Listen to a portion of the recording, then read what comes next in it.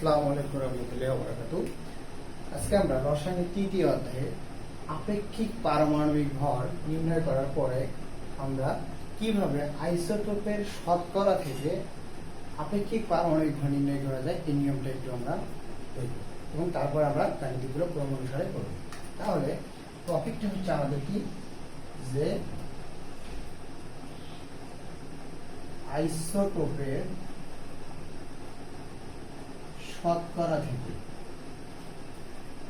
শতকরা থেকে আপেক্ষিক পারমাণবিক ভর নির্ণয়, মৌলের আপেক্ষিক পারমাণবিক ভর নির্ণয় কিভাবে করা যায়। এর একটা নিয়ম আছে, সেই নিয়মটা হচ্ছে আমাদের বইতে 3টা ধাপ আছে, ঠিক আছে। 52 পৃষ্ঠায়, রসায়নের 52 পৃষ্ঠায় এই নিয়মটা আছে। কত পৃষ্ঠায়? 52 পৃষ্ঠায়, ঠিক আছে। এই নিয়মটা দেওয়া আছে। এটা হচ্ছে 1 নম্বরের নিয়ম বলছিল যে যার যে আইসোটোপের ভর সংখ্যা তার তত শতকরাটা কি করতে হবে, গুণ করতে হবে, ঠিক আছে। প্রথম নিয়মটা কি বলছিলাম, যে ধরে নাও এক্স একটা মৌল, এখানে ওয়াই একটা, আচ্ছা আইসোটোপ এক্স, ঠিক আছে। এটা দেওয়া আছে ধরে নাও তোমার হচ্ছে 23, এটা দেওয়া আছে 24। তাহলে এই আইসোটোপের শতকরা দেওয়া আছে 25%, আর এটা দেওয়া আছে 75%। সে এক্সাম্পল আমি তোমাদের এটা বুঝাতে চাচ্ছি, সেটা হলো এখানে কিন্তু এটা ভর সংখ্যা, আইসোটোপের ভর সংখ্যা, আর এটা হচ্ছে আমাদের শতকরা, আইসোটোপের শতকরা। তাহলে আইসোটোপের শতকরা আর হচ্ছে তার ভর সংখ্যাটা কি করতে হবে, গুণ করতে হবে। তাহলে এখানে 25 গুণন 30 প্লাস 2 নাম্বার নিয়ম হচ্ছে আমাদের, আচ্ছা এখানে 25 আর 30, ওকে। আর এখানে 24 গুণন কত হবে, 75, 24 গুণন 75। এটা হচ্ছে প্রথম নিয়ম, মানে মৌলগুলোর ভর সংখ্যার সাথে তার শতকরা কি করতে হবে, গুণ করতে হবে। মৌলগুলো আইসোটোপের ভর সংখ্যার সাথে শতকরা গুণ করতে হবে। নিয়ম হচ্ছে 1। নিয়ম 2 তে বলা হয়েছে যে গুণফলগুলো পাইছি এই গুণফলগুলোকে আমাদের কি করতে হবে, যোগ করতে হবে। এগুলোকে আমাদের কি করতে হবে, এগুলো আমাদের যোগ করতে হবে, ঠিক আছে। যোগ করার পর নিয়ম 3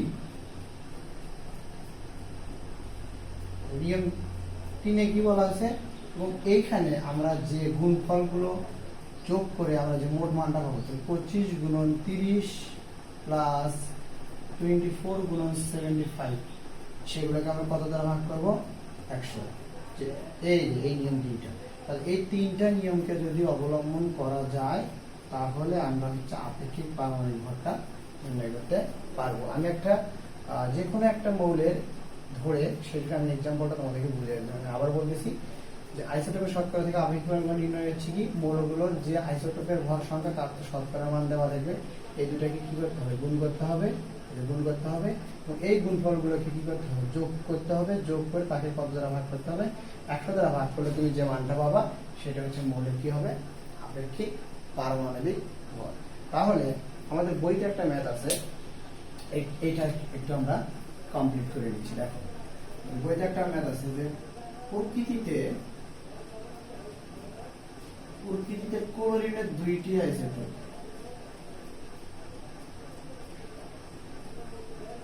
ক্লোরিনের 2টি আইসোটোপের শতকরা, 2টি আইসোটোপ ক্লোরিন 35, ক্লোরিন 37, এদের শতকরার পরিমাণ 75%, আর একটা হলো 25%।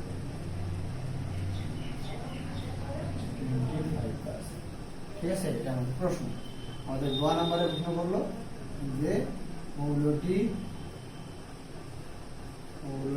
আপেক্ষিক পারমাণবিক ভর কত, মৌলটি আপেক্ষিক পারমাণবিক ভর কত। তাহলে আমরা এই নিয়মে এখানে আমরা করব।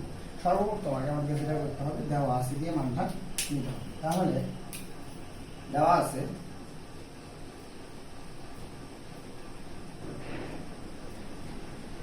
যে ক্লোরিন 35 মৌলের আইসোটোপের শতকরা, আইসোটোপের শতকরা কত পার্সেন্ট? এটা প্রথম, এটা প্রথম, এটা দ্বিতীয়, এটা দ্বিতীয়, 75%। ক্লোরিন 37 এর আইসোটোপের শতকরা 25%। এখন আমরা আপেক্ষিক পারমাণবিক ভরের নিয়মটা কি জানি? আপেক্ষিক পারমাণবিক ভর জানি, যার যত আইসোটোপের ভর সংখ্যা তার তত শতকরা গুণ দিতে হবে। আইসোটোপের ভর সংখ্যা হচ্ছে কত? 35 গুণন তার শতকরা হচ্ছে 75, ঠিক আছে? প্লাস সেগুলোকে কি করতে হবে? যোগ করতে হবে। তাহলে এবং পরেরটা হচ্ছে 37 গুণন হচ্ছে 25, ঠিক আছে? এবং সেগুলোকে কত দ্বারা ভাগ করতে হবে? 100। 100 দ্বারা যদি ভাগ করি তাহলে আমরা এখানে পাবো অ্যান্সারটা 35.5, এটা হচ্ছে আমাদের অ্যান্সার। এইভাবে আমরা শতকরা থেকে, আইসোটোপের শতকরা থেকে আপেক্ষিক পারমাণবিক ভরটা নির্ণয় করতে পারবো। যদি কোনো ক্ষেত্রে আইসোটোপের শতকরার পরিমাণ যদি একটা দেওয়া থাকে আর একটা না দেওয়া থাকে, ধরে নাও এটাতে ক্লোরিন 35 এর দেওয়া আছে 75%, কিন্তু ক্লোরিন 37 আইসোটোপ রাখছে কিন্তু বাকিটা দেওয়া নেই, তাহলে আমাদের 100 থেকে 75কে মাইনাস করলে আমরা যেটা পাবো সেটা হচ্ছে ক্লোরিন 37 এর কি হবে? শতকরার পরিমাণটা হবে আইসোটোপের শতকরা পরিমাণ, মানে 100 বলতে হতে হবে, 100 বাহিরে না, শতকরা বলতে 100 বোঝায়। এটা ছিল আমাদের হচ্ছে কিভাবে আইসোটোপের শতকরা থেকে আপেক্ষিক পারমাণবিক ভর নির্ণয় করতে। এখন আমরা এই আপেক্ষিক পারমাণবিক ভর থেকে আমরা শতকরার পরিমাণগুলো নির্ণয় করে শিখব।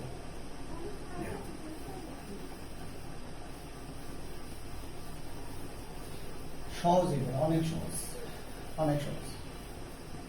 এবার আমরা কি করব, যে টপিকটা কি? আইসোটোপের শতকরা থেকে, আইসোটোপের শতকরা থেকে, সরি আপেক্ষিক পারমাণবিক ভর থেকে, আপেক্ষিক পারমাণবিক ভর থেকে আইসোটোপের শতকরা হিসাব করব। আইসোটোপের শতকরা নির্ণয় কিভাবে হয়? আমরা বোর্ড বইটা আগে কমপ্লিট করি, ঠিক আছে? একটু দেখো, আমি একটু প্রশ্নটা এই পাশে উঠাই, উদ্দীপকটা, যে প্রকৃতিতে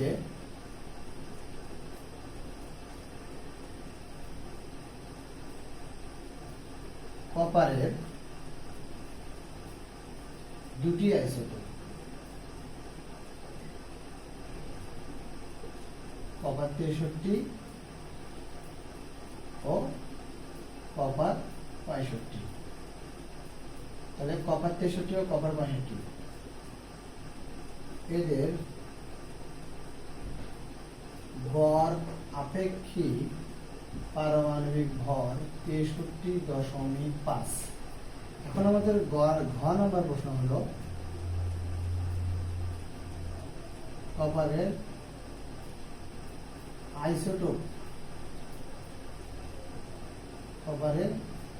আইসোটোপের শতকরা হিসাব করো। তাহলে একটু দেখি আমরা কিভাবে করা যায়। এই টাইপসের ম্যাথগুলো যদি তোমাদের সামনে কখনো আসে তাহলে আমাদেরকে এখানে ধরে নিয়ে করতে হবে, মানে এক্স ধরে নিয়ে করতে হবে। যেমন ধরি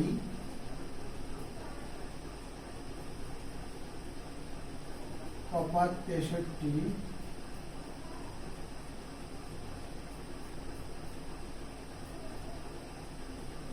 আইসোটোপের শতকরা কত পার্সেন্ট ধরলাম? এক্স। আবার কপার 65 আইসোটোপের শতকরা আমরা কত ধরবো? 100 মাইনাস এক্স। ওকে, তাহলে কপার 63 আইসোটোপের শতকরা কত পার্সেন্ট পাইছি আমরা? x%। আর কপার 65 আইসোটোপের শতকরা হচ্ছে আমাদের 100 মাইনাস এক্স। এখন যদি এটা হয় তাহলে আমরা আপেক্ষিক পারমাণবিক ভর সমান আমরা কি জানি? যে মৌলের একটা পরমাণুর ভর যেটা ছিল ওইটার থেকে কিন্তু ব্যতিক্রম করবো, মানে এটা নিয়মটা একটু আলাদা, যে নিয়মটা আমরা একটু আগে করবো, যে যার যত আইসোটোপের ভর সঙ্গে তার তার শতকরা ঠিক করে গুণ করতে হবে।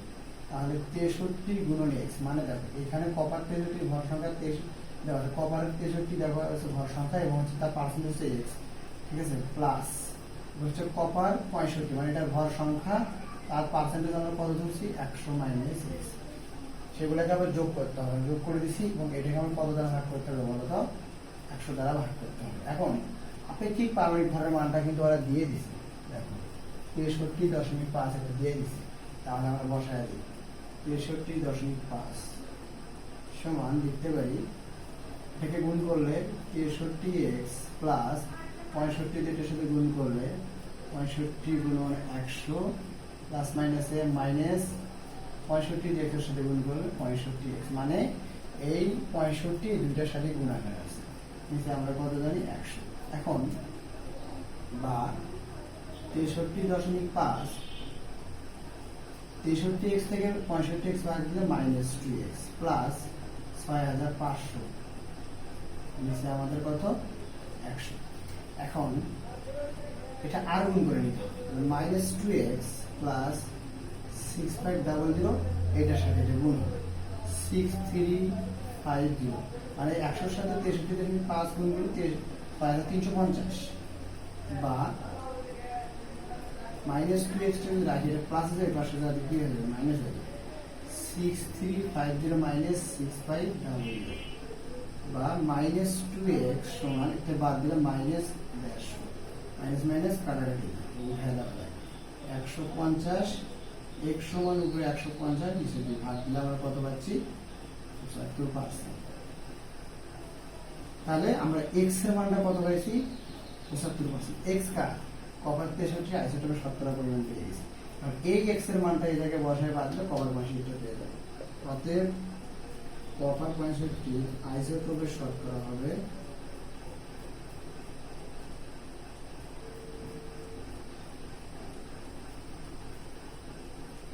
100 মাইনাস এক্স, ওকে, তাহলে 100 মাইনাস হচ্ছে 75 বাদ দিলে আমরা কত পাবো 25%।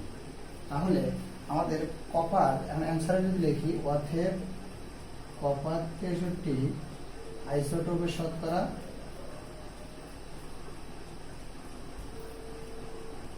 কত পার্সেন্ট 75%, কপার 65 আইসোটোপের শতকরা হচ্ছে 25%। সহজ তো, চিন্তা করে বললে কোনো ম্যাটার, এটা আমাদের বলতে হয়েছে। পাশাপাশি এগুলো একটু যদি ভালো করে জানা যায় করা সম্ভব হবে। কিছু আরো ম্যাট আছে, ক্রিটিক্যাল আছে, আমি সেগুলো আস্তে আস্তে আপলোড করতেছি ইনশাল্লাহ। ধৈর্য সহকারে ভিডিওগুলো দেখো, অনেকদিন পরে আমি চ্যানেলে আবার ভিডিও দেওয়ার কিছুদিন স্টক ছিল, সময় দিতে পারতেছিলাম না, ইনশাল্লাহ সময় বের করে আমি চেষ্টা করতেছি তোমাদের মাঝে নতুন নতুন ভিডিওগুলো নিয়ে আসার জন্য। ওকে, আসসালামু আলাইকুম ওয়া রাহমাতুল্লাহি ওয়া বারাকাতুহু।